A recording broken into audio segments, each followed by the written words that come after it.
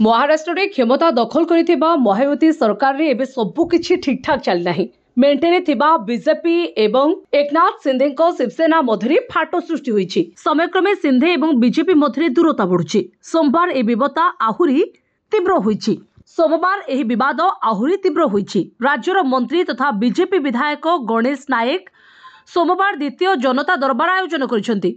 सिंधेंको गड़ थाने रे बीजेपी पक्षरु जनता दरबार आयोजन दुई गोष्ठी मध्य थिबा विवाद को आहुरी तीव्र करिछि। तेबे बीजेपी पक्षरु श्री नायकंको एकाधिक बड़ बड़ पोस्टर एवं होर्डिंग सहर रे लगाई जाइछि।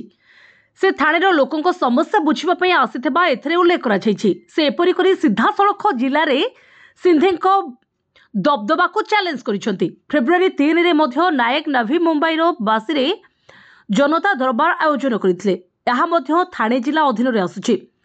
सेतेबेले से यार राजनैतिक गुरुत्व को अणदेखा करथिले। केवल लोकंको समस्यार समाधान पाई एपरि दरबार करा जायतिबा से कहिथिले।